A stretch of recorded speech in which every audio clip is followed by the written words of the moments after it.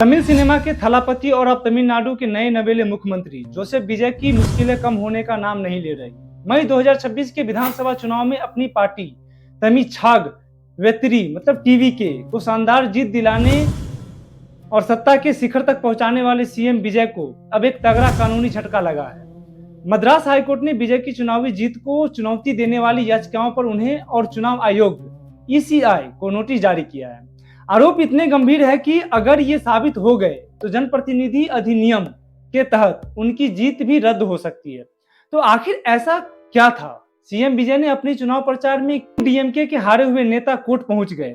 आइए आज की वीडियो में इस पूरी खबर का बारीकी से विश्लेषण करते हैं। दोस्तों, जैसा कि हम जानते हैं 2026 के तमिलनाडु विधानसभा चुनाव क्षेत्र में विजय की पार्टी टीवीके ने राजनीति में तूफान ला दिया था।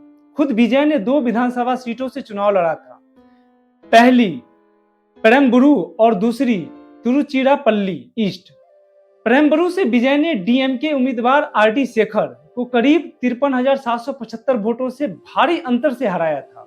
तिरुचि ईस्ट में उन्होंने डीएमके के ही इनिगो इरुद्धाराज को लगभग 27,000 वोटों से मात दी थी।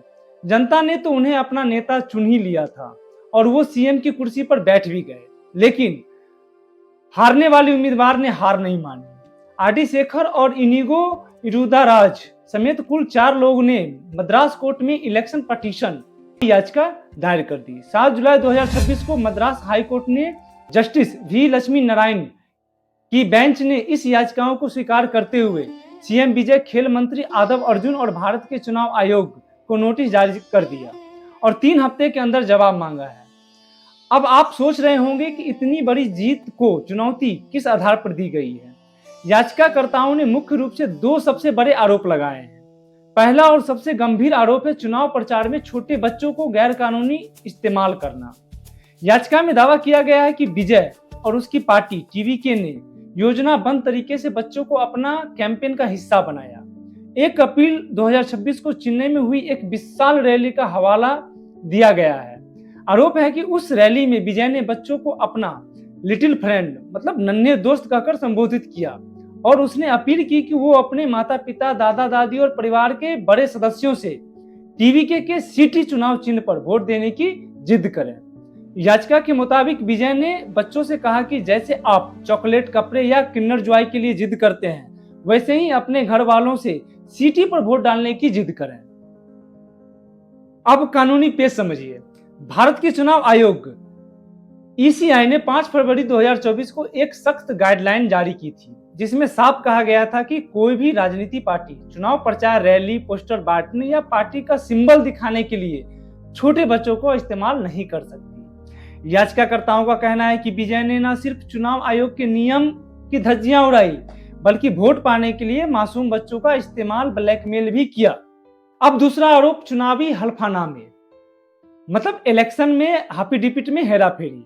पहले भी मद्रास हाईकोर्ट में कुछ याचिकाएं आई थी, हालांकि कुछ खारिज भी हुई, जिनमें आरोप था कि विजय ने अपनी संपत्ति अपनी पत्नी को दिए गए 12.6 करोड़ रुपए के लोन और एक ट्रस्ट को ट्रांसफर किए गए 20 करोड़ रुपए की पूरी और पारदर्शी जानकारी चुनाव आयोग से छिपाई है।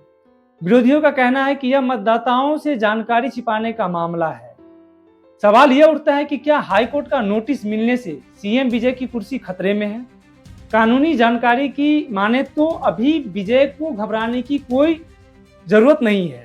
जनप्रतिनिधि अधिनियम 1951 एक्ट के तहत जब तक हाईकोर्ट पूरी सुनवाई करके चुनाव को अधिकृत रूप से रद्द नहीं कर देता, तब तक जीता हुआ उम्मीदवार अपने पद पर बना रहता है, यानी विजय मुख्यमंत्री बने रहेंगे।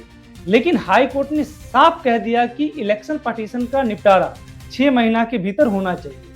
अब सीएम विजय की लीगल टीम को कोर्ट में यह साबित करना होगा कि 21 अप्रैल की उनकी स्पीच चुनाव आयोग के नियम का उल्लंघन नहीं थी और बच्चे वाला जो बयान है महज एक सामान्य बातचीत का हिस्सा था, ना कि कोई इलेक्टोरल करप्ट प्रैक्टिस, चुनावी भ्रष्टाचार।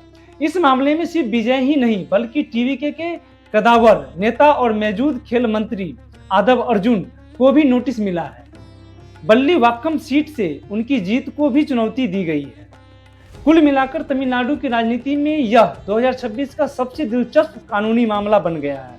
एक तरफ सीएम विजय के पास जनता की भरी समर्थन है, तो दूसरी तरफ मद्रास कोर्ट की दहलीज पर खड़ी विपक्ष डीएमके की कानूनी चुनौतियां। अब देखना यह होगा कि 3 हफ्ते बाद सीएम विजय और चुनाव आयोग अपना जवाब कोर्ट में दाखिल करेंगे, तो विजय की लीगल टीम क्या दलीलें पेश करती है। दोस्तों, आपको क्या लगता है, क्या राजनेताओं द्वारा चुनाव प्रचार में बच्चों से वोट के लिए जिद करने को कहना एक कानूनी अपराध माना जाना चाहिए, या सिर्फ विरोधियों की विजय को फंसाने की साजिश है? अपनी राय हमें कमेंट सेक्शन में जरूर बताइए। अगर आपको यह वीडियो इंफॉर्मेटिव लगा हो तो वीडियो को लाइक करें, इसे अपने दोस्तों के साथ शेयर करें और ऐसे ही चुनावी वीडियो, पॉलिटिकल वीडियो के लिए हमारे चैनल को सब्सक्राइब करना ना भूलें। और हमारे ये पूरा वीडियो देखने के लिए दिल से धन्यवाद। फिर मिलते हैं अगले वीडियो में।